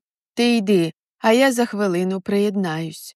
Маю забрати ще деякі документи з кабінету». Марта знову кивнула і поспішила на вихід. Швидко пройшла коридором і через кухню, яка цього разу була порожньою. В холі вона почула незрозумілий скрегіт зверху. Дівчина підняла очі і завмерла. Її зіниці розширилися від жаху. Прямо на неї летіла величезна скляна люстра. «Марто!» – пролунало збоку. Наступної миті Артем потягнув її до себе. Вони ледь встигли закритись на кухні. З того боку дверей було чутно, як скло розлітається на тисячі друзок. Марта з Артемом здригнулися. Якби чоловік не опинився поруч, її чекала б смерть, і то болюча.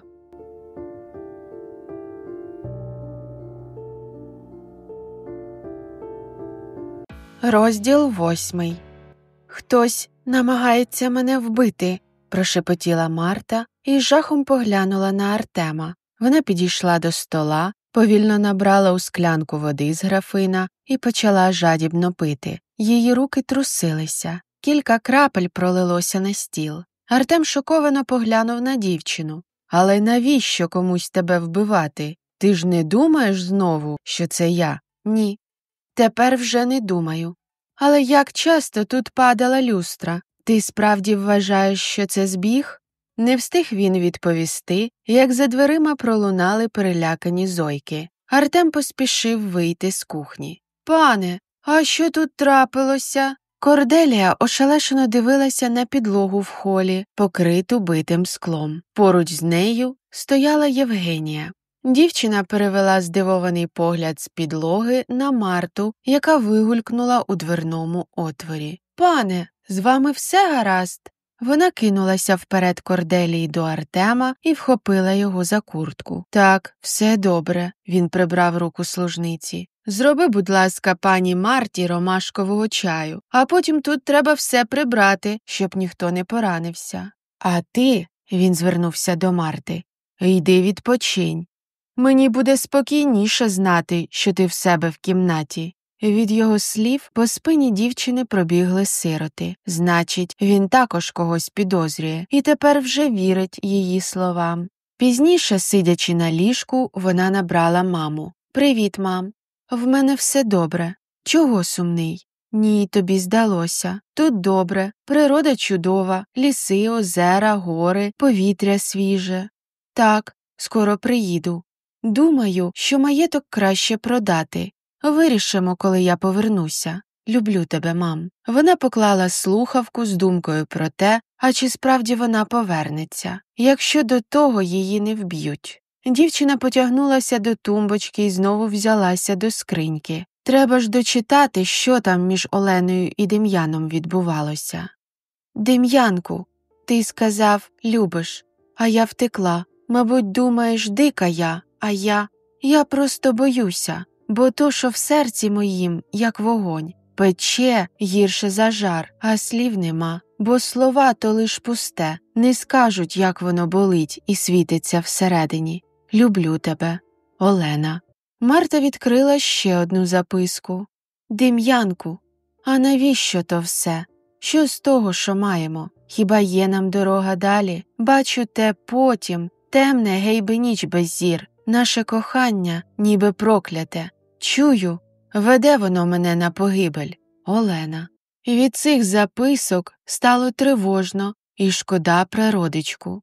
Залишився ще один клаптик паперу, проте дівчина відклала його і встала з ліжка. «Я не божевільна», – прошепотіла вона. «Щось тут не так. Якщо я не втратила розум, то щоб так гарно чути, коли мене вчора кликали, щось має бути в цих стінах. Кімната, хід, хоч щось». Вона підійшла до дверей і повільно рушила вліво, обмацуючи і простукуючи кожен сантиметр. Аж раптом стук став більш глухим. Вона повторила. Так і є. Зліва від неї знаходилися двері до ванної кімнати. Дівчина їх відкрила. Здається, стіна між спальнею і ванною ширша, ніж мала б бути. Марта задумливо насупилася. Як відреагує Артем, якщо вона проб'є стіну в поки що його замку? Та й чим її пробити? Дівчина озирнулася в пошуках чогось гострого. Ні. Все-таки треба покликати Артема. «Ти серйозно?» – здивувався чоловік. Через 15 хвилин після дзвінка Марти він прийшов і тепер разом з нею стояв і витріщався на стіну. Абсолютно. Хтось грається зі мною в ігри, і я маю намір дізнатися, хто. Чоловік недовірливо поглянув на неї і похитав головою. «Добре, я покличу охоронця, і він все зробить». До вечора Марта боялася виходити з кімнати. «Вбивцею може бути Корделія», – думала дівчина, «Варвара, Євгенія, охоронець і навіть садівник. Та хто завгодно». Вона нервово гризла нігті. Потім знов потягнулася до скриньки і відкрила останню записку Олени. «Дем'янку, мені тут більше не жити. Я при надії. А мати твоя, вона згноїть мене. Я їду. Як надумаєш, завтра вночі жду тебе край бібліотеки. Не прийдеш – не осуджу. Ти маєш право на своє щастя. Олена». «Ну як так?» – обурилася Марта. «Чому статус та гроші були важливіші за життя та кров? Мова йде про онуку Ганни. І чому Дем'ян не мав права голосу?» Дівчина потерла лоба. «А найцікавіша загадка – чому ж він все-таки не прийшов?» Вона дістала зі скриньки конверта. «Олено, тебе нема вже тиждень, а я все ще озираюсь, ніби побачу тебе на ганку. Чому ти поїхала без мене? Чому залишила, мов я тобі був чужий? Ми ж говорили разом. Ти казала, ми рідні душі, а нині ні світ не милий, ні день не тримається в пам'яті. І жити не хочеться. Дем'ян». «Тобто він не знав, що вона їде?» – здивувалася Марта. Від думок її відірвав стукіт у двері. До кімнати зайшов охоронець разом з Артемом. Чоловік похмуро глянув на дівчину. Шкутильгаючи, затягнув всередину сумку з інструментами. «Ви точно хочете ламати стіну, пане?» – невдоволено звів брови на переніссі. Після підтвердження Артема він дістав молоток. Пане!» – зітхнув і почав. Гуркіт стояв такий, що прибігли злякані служниці, та Артем відразу відправив їх назад на кухню. Коли чоловік закінчив, він єхидно зиркнув на Марту і сказав: «Ну що, пане, впевнилися, що то лиш бабські дурниці? А мені 70 років, вже важко таким займатися. Немає там ніякого ходу чи кімнати». «Так, я бачу», – змушений був визнати Артем. Марта густо почервоніла від сорому. Всередині стіни дійсно був порожній простір майже у метр. Однак там нічого не виявилося, крім іржавої пластини, яка лежала зверху на цеглі. «Може, тобі все-таки здалося?» – поблажливо запитав чоловік, коли охоронець пішов. «Як би людина сюди потрапила?» – він пальцем показав на стіну. «Тут все закрито». Марта задумалася і підійшла ближче. Присіла. Пилюка виїдала їй очі. Тож вона примружилася і почала кашляти. На мить щось привернуло її увагу. Цеглина на підлозі була ніби обтесана, нічим не кріпилася до інших. Дівчина спробувала витягнути її. Коли їй це вдалося, вона з тріумфом поглянула на Артема. Він присів поруч і став допомагати. За кілька хвилин вони виявили під цеглою кришку люка. Артем з Мартою перезирнулися. Артем відсунув її вбік, вниз вела драбина. «Я ж тобі казала», – не втрималася дівчина. «Тепер ти мені віриш?» Чоловік кивнув і відразу почав спускатися. Марта полізла за ним. За хвилину вони опинилися у задушливій темній кімнаті. Дівчина закашлялася. Артем увімкнув на телефоні ліхтарик і обвів ним по колу. В кімнаті було повно пилу і старих меблів. Пилюка покривала товстим шаром диван у кутку, стіл. Книги стосами лежали всюди та на дерев'яній підлозі. «Це ж», – вигукнув Артем ошелешено, йому перехопило подих. «Це ж книги зі старої бібліотеки. Їм років 100, не менше». «Ти ж казав, що все згоріло», – здивувалася дівчина. Артем лиш знизав плечима. «Значить, пожежа була не випадковою», – припустила Марта. «Хтось заздалегідь підготувався. виніс книги і лише потім підпалив. Чоловік ошелешено поглянув на неї. Виходить, що так. Марта також увімкнула ліхтарик, посвітила навколо. Навпроти неї виявилися старі дерев'яні двері, які з виду ледь трималися на петлях. Однак, коли дівчина підійшла ближче і взялася за ручку, відкрити їх не вдалося. Артем також смикнув. Потім іще раз. Нарешті вони відчинилися. Прямо за дверима висіли старі пожовклі завіски. Марта їх відсунула і пройшла вперед. Вони опинилися у невеличкій кімнаті з продуктами – крупи, борошно, закрутки, овочі. «Ми що, у коморі?» – здивувалася дівчина. Судячи з усього, так. Коли Артем з Мартою вийшли з комори, вони опинилися на кухні. Ошелешено перезирнулися. «Ти думаєш, те ж саме, що і я? Що дівчата не могли знати про двері в коморі? І що одна з них, чи всі троє, пробирались до мене в кімнату і лякали?» Містичні любовні історії. На каналі аудіокниги українською «Книги Рада Лія». Розділ 9. «Сьогодні ти теж ночуєш у мене», – Марта схопила за руку Артема. «І нікому поки не говоримо про нашу знахідку». Чоловік кивнув. Вони вийшли з кухні і, озираючись, неначе злодії, попрямували назад до кімнати Марти, щоб залатати дірку в підлозі і в стіні. Дорогою вони знову зустріли охоронця, який незрозуміло чому ще досі вештався будинком. Марта підозріливо поглянула на нього, потім на Артема. Той кивнув у відповідь. Так. Тепер підозрюваними були всі мешканці будинку, крім Артема і Марти, звичайно. Але головне – мотив, розвів руками чоловік, коли вони зайшли до кімнати Марти. Я досі не розумію, навіщо комусь тебе лякати чи убивати. У двері постукали. «Пане, я принесла вам м'ятовий чай», – тихо сказала Євгенія. «І пані також», – вона зиркнула в сторону Марти. «Дякую, Євгенія», – промовив чоловік і м'яко усміхнувся. «А вона в тебе закохана», – відмітила Марта, коли служниця пішла. «Не вигадуй. Кажу тобі, дівчина очей з тебе не зводить, а на мене поглядає сердито. Звідки вона тут взялася? Взагалі, як ти їх всіх найняв?»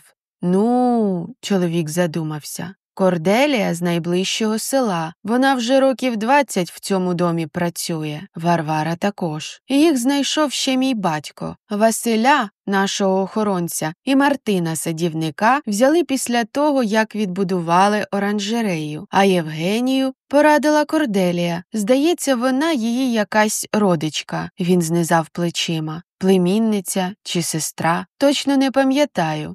Оскільки хтось з них намагається мене вбити, їх всіх треба перевірити». «Чому ти розказав про заповіт?» – перевела тему Марта. «Я розумію, що ти чесний і все таке, але ж це замок, який майже століття належав твоїй родині. Ти мав право оберігати його». Цього разу Артем не став замикатися.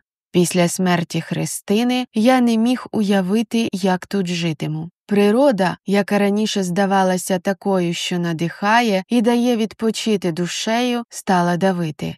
Від тиші дзвеніло у вухах. Все нагадувало про неї. Я збирався продати маєток, але перед продажем хотів зробити ремонт, щоб підвищити ціну. І так знайшов заповіт. Якщо чесно, він подивився Марті прямо в очі. Я був радий, що у маєтка є інший власник, і я можу здихатися його, навіть не продавати, бо тоді б я мав на руках гроші за місце, де померла Христина. Хотілося просто віддати, щоб не мати з нього нічого. Пробач».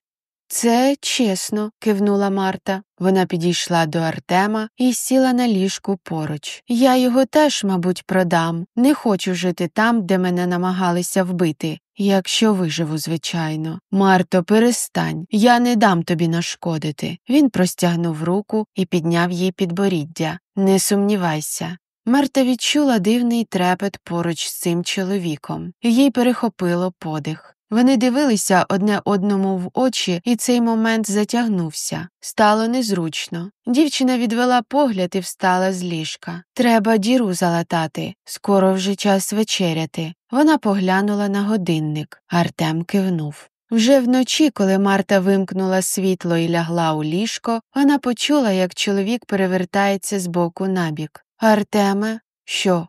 Ліжко велике. Ти можеш лягти поруч, якщо пообіцяєш не чіплятися». Чоловік швидко погодився і перемістився до Марти. Замить вони заснули, виснажені нервовим і багатим на події днем. Вранці Марта прокинулася від жіночого вереску у кімнаті. Вона перелякано вскочила на ліжку, озираючись. Артем виглядав не менш здивованим. Недалеко від них стояла Євгенія і кричала. Вона розгнівано супила брови і ошелешено витріщалася на них. На підлозі валялася таця, поруч розбита чашка і розлитий чай. «Пане, ви...» Вона показувала пальцем то на Артема, то на Марту. «Разом? Тут? З нею?» Артем з Мартою перезирнулися. До кімнати забігла Корделія. Вона швидко оцінила ситуацію, поглянула на сестру, потім на розбитий посуд. Пішли звідси», – вона потягнула за руку Євгенію. «Пробачте, пане, цього більше не повториться. Я зараз все приберу». Врешті вона виштовхала дівчину з кімнати і закрила за собою двері. Марта з Артемом все ще здивовано витріщалися на тацю на підлозі і одне на одного. «Я ж казала тобі, що вона по вуха закохана. Ти маєш заспокоїти її і пояснити, що між нами нічого немає, що ти просто спав поруч. По-перше, я нікому нічого пояснювати не повинен», – розсердився чоловік. «А по-друге, між нами нічого немає? Справді, Марто?» Дівчина знітилася і не знайшлася, що відповісти. Артем між тим встав з ліжка. «Сьогодні приїздить юрист. Будь готова стати повноправною хазяйкою маєтку», – сказав він холодно і вийшов з кімнати. На сніданок в їдальні не звали, тож Марта сама спустилася перекусити. Коли вона зайшла на кухню, там зібралися всі троє служниць. Вони щось інтенсивно обговорювали і махали руками. Побачивши дівчину, жінки вмить перестали балакати. Євгенія демонстративно пройшла повз Марту і зникла за дверима. Варвара почала перебирати й мити овочі. Лиш Корделія спокійно звернулася до неї і посміхнулася. «Чого бажаєте, пані? А млинці з повидлом ще є? І чашку кави, будь ласка». Жінка кивнула і за мить поставила на стіл тарілку. «Ви не звертайте на неї увагу», – вона кивнула в сторону Євгенії. «Моя сестра не зовсім здорова, вона живе у своєму світі, літає у мріях, все нормально», – махнула рукою дівчина. Ближче до обіду Марту покликали до кабінету Артема. Проте він був там не сам. Навпроти нього у кріслі сидів ще один чоловік. Побачивши Марту, він встав і простягнув їй руку для привітання. «Марто, це Дмитро Олександрович Петрашко», – представив його Артем. «А це Марта, спадкоємиця за заповітом». Перед нею стояв високий, худорлявий чоловік в окулярах. Він доброзичливо поглянув на дівчину і інтенсивно потиснув їй руку. «Радий познайомитися. Я підготував необхідні документи, тож можемо оформити все прямо зараз». Коли через 3 години вони вийшли з кабінету, Марта не відчувала щастя від отриманого спадку. Скоріше незрозумілий душевний тягар. «Ну от і все», – сказав їй пізніше Артем. «Тепер ти власниця, і я можу їхати. От тільки, що тільки? Ми досі не знаємо, хто намагався тебе вбити, і я не можу тебе тут так покинути. Але в мене є план».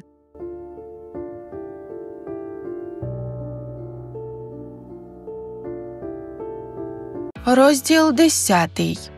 Юриста розмістили у кімнаті для гостей. Артем же в черговий раз ночував в кімнаті Марти. «І я залишуся зовсім сама?» – прошепотіла дівчина, коли вони вимкнули світло. «Все буде добре. Ніхто тебе не скривдить». Чоловік пригорнув Марту до себе і поцілував у лоба. Дівчина відчутно тремтіла. «Просто на всякий випадок, щоб ти знав. Якщо я помру, то знай, що це не я зробила. я люблю життя». Артем міцніше притиснув до себе дівчину і шумно видихнув. Так вони й заснули. Вранці чоловік розбудив Марту, коли вже був повністю зібраний і готовий від'їздити. «Вже їдеш?» «Так. Дмитро Петрашко вже чекає на першому поверсі. Наш поїзд через годину, маю йти». І він схилився до Марти. «Не бійся, ти впораєшся». Хотів поцілувати її у лоба, однак дівчина різко повернулася, і він торкнувся її губ своїми губами. Чоловік здригнувся. «Я маю йти». Він ще раз поцілував її у губи, цього разу зумисне. Взяв валізу у руки і вийшов. На секунду затримався у дверях. «Марто, більшість часу я живу в Празі. Ти можеш приїхати до мене, якщо хочеш». Після цього він вийшов. «Вже їдете, пане?» – пролунав голос служниці в коридорі. «Так, Євгенія, це вже не мій маєток. Тут тепер пані Марта повноправна хазяйка. Слухайтеся її та в усьому допомагайте».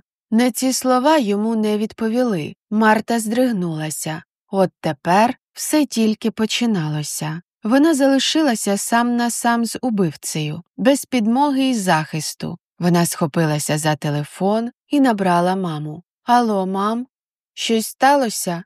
Голос мами був стурбованим. «Зараз 6 ранку. Ти зазвичай до 11 і не прокидаєшся. Просто хочу сказати, що люблю тебе. Я це рідко кажу. Можливо, ти не знаєш, але ти моя найближча людина. З тобою точно щось сталося. Ти коли додому їдеш?» «Документи вже підписали, тож днями думаю повертатися». Вона поклала слухавку і видихнула. Марта застелила своє ліжко, методично розправляючи простирадло, прийняла ванну, одяглася, спустилася на кухню. Вона й не очікувала, що персонально для неї подаватимуть на стіл, тому й не здивувалася, що ніхто не кличе її на сніданок. Однак їсти хотілося. Шлунок відчайдушно бунтував, нагадуючи про свої потреби. На кухні тинялися Варвара і Євгенія. Остання демонстративно відвернулася. «Бажаєте чаю чи філіжанку кави? Кави, будь ласка. І якщо можна, сир. Я бачила, що в холодильнику був». Служниці перезирнулися. Варвара зверхньо скривилася. «Якщо пані голодна, то є ще сирні пампушки». Вона виставила на стіл тарілку з чимось схожим на пончики і налила чашку кави. «Я заберу це з собою, в кімнаті поснідаю». Марта взяла тарілку однією рукою, а каву іншою і поспішила вийти з кухні. Коли за нею зачинилися двері, вона видихнула з полегшенням. Дівчина повернулася до себе і зачинилася на ключ. Вона залишила сирні пампушки з кавою на тумбочці і поспішила до ліжка. Взяла скриньку з листами. «Залишилося лише 2», – прошепотіла. «Я маю дізнатися, чим все закінчилося». «Олено, душа моя, сьогодні у сварці з матінкою дізнався. Вона вигнала тебе, ти була при надії. Де ти зараз, Олено? Де тебе шукати? Серце моє розривається, не вберіг тебе, не став щитом. А ти мені писала, щоб тікав з тобою, щоб не залишав. Повір, я не знав. Твій лист він не дійшов. Я б пішов за тобою, хоч на край світу, хоч крізь сніг, крізь гори, крізь людей, аби тільки ти була в безпеці. Прости, благаю, хоч подумки, хоч у вісні. Прости, твій навіки Дем'ян». Он воно як. Значить, він не прийшов, бо не знав. Вона потягнулася до останнього, непрочитаного листа. «Олено, вже рік як тебе немає. І щоночі я питаю себе, де ти? Чи жива? Чи тепла в тебе хата? Чи посміхається наше дитя? Ти б, мабуть, зненавиділа мене, якби дізналася, що я взяв шлюб з Аделією. Прости, за слабкість, за мовчання, за те, що не вистояв. Це було для родини, для спокою матері, та серце моє не з нею. І не було жодного дня, коли я її любив. Моє серце з тобою і завжди буде. Я думаю про тебе щоденно і про дитину нашу, ту, якої я, може, ніколи не побачу, але люблю.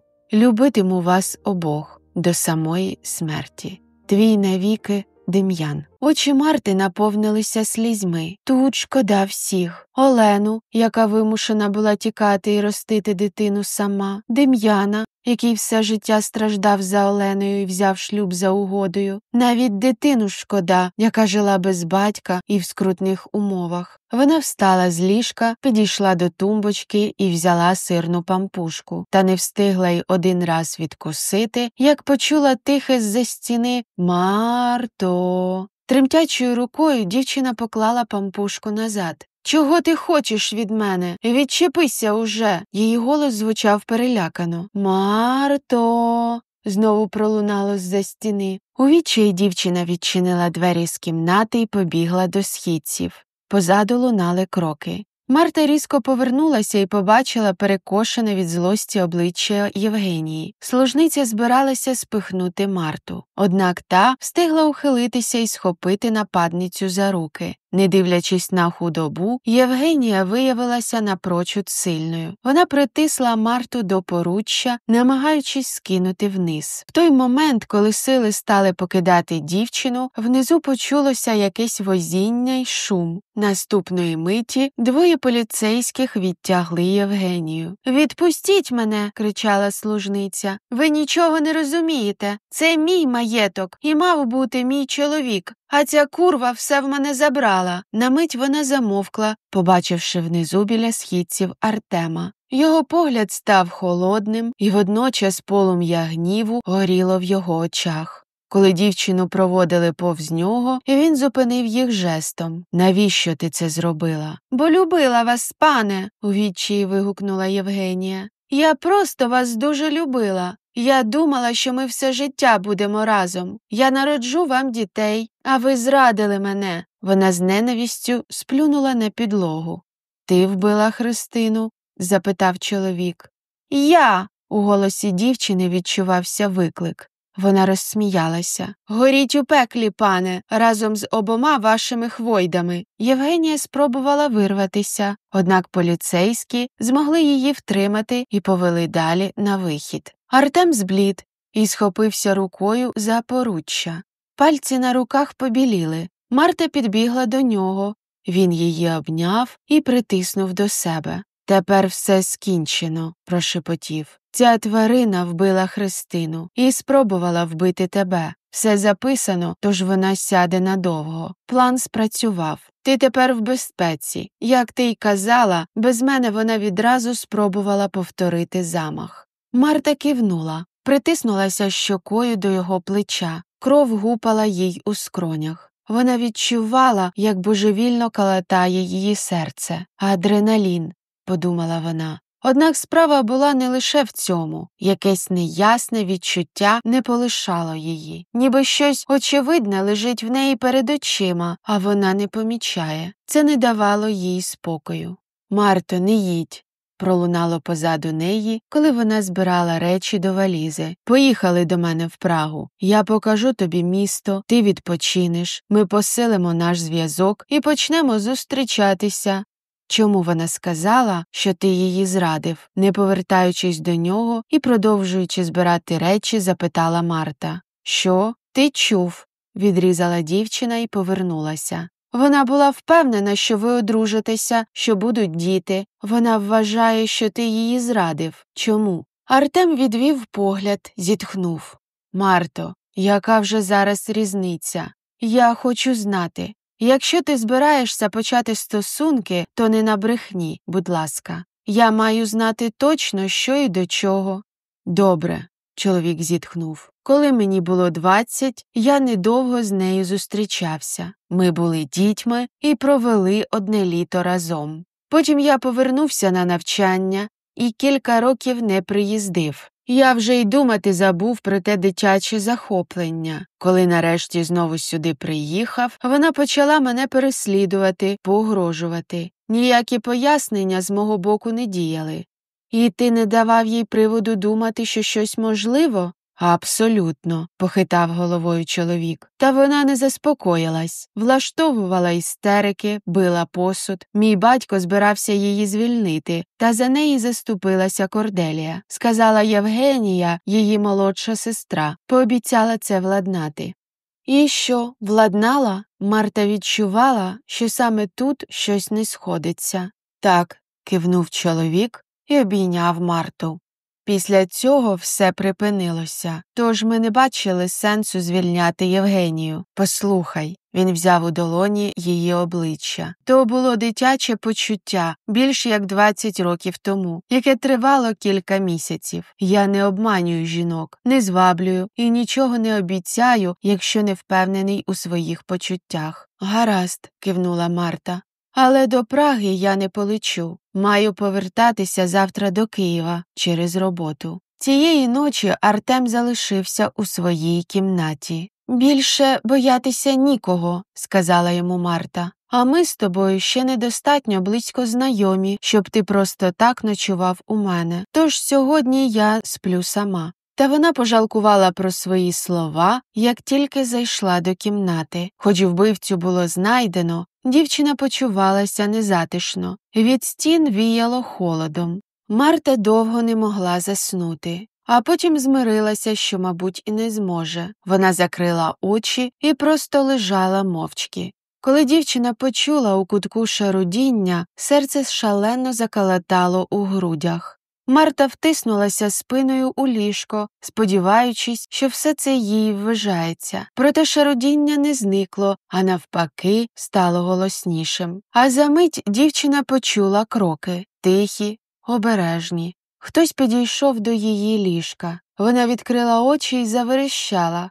Над нею з ножем стояла Корделія. Дівчина перекотилася на інший бік ліжка, а в цей час служниця озвіріло штрикала ножем подушку, на якій щойно лежала Марта. «Ти не втечеш!» – прошипіла жінка. «Ти зруйнувала моє життя і моєї сестри, і маєш поплатитися за це. Та що я тобі зробила?»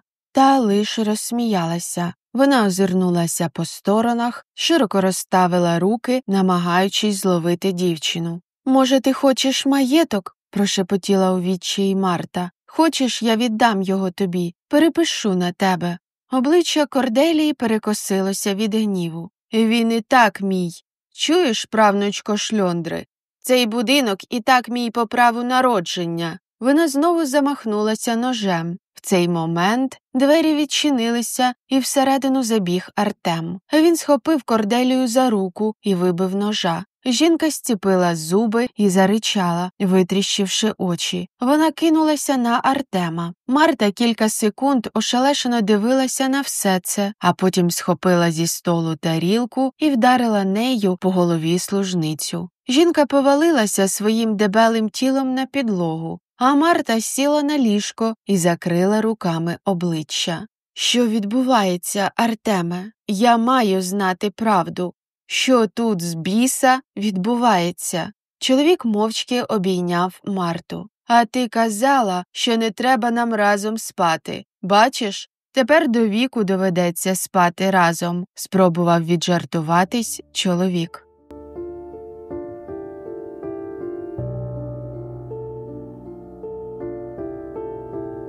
Розділ 11. «Алло, мам? Я приїду на 2 дні пізніше, ніж планувала. На роботі вже відпросилася. Щось сталося?» «Все нормально», – збрехала дівчина. «Просто ще не всі документи підписали». Вона поклала слухавку і пройшла до кабінету. За столом сидів Артем, навпроти нього ті самі 2 поліцейські, які виводили Євгенію. Вони ж пізніше забрали і Корделію.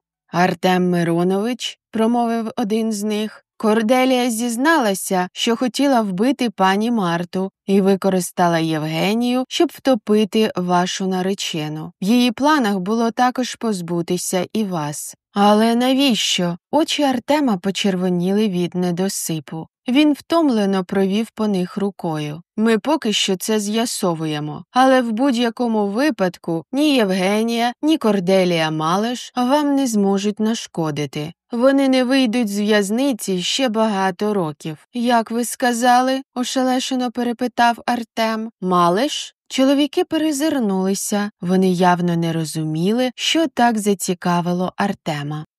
Пройшов місяць. Марта сиділа в кав'ярні в Києві разом з ріелтором Анастасією. «Марто, ви не пожалкуєте», – впевнено сказала жінка. «Борис Анатолійович згоден купити маєток за вказану вами суму. Не буде ніяких торгів чи прохань зменшити ціну. Це надійна людина».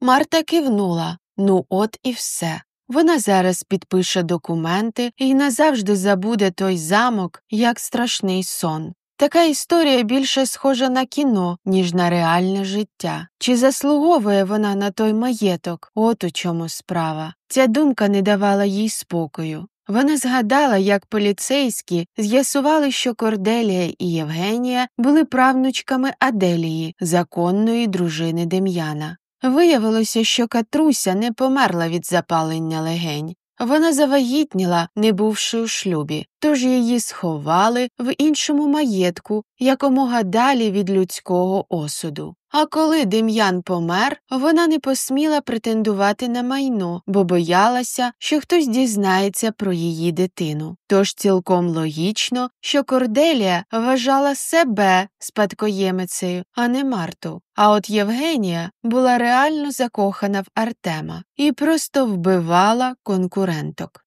«Може, я не маю права на цей спадок», – думала дівчина дорогою додому. Вона зайшла у квартиру, закрила за собою двері і почула на кухні голоси. Один з них належав мамі, а от інший – «Доцю, я якраз роблю чай твоєму другу Артему», – проговорила задоволена мама, коли побачила Марту. «Тобі також зробити?» За хвилину мама пішла з кухні, кинувши багатозначущий погляд на доньку. Артем і Марта мовчки дивилися одне на одного. «Я приїхав в гості на тиждень», – він нарешті порушив мовчанку. «А потім пропоную поїхати зі мною до Праги, не в гості, назавжди».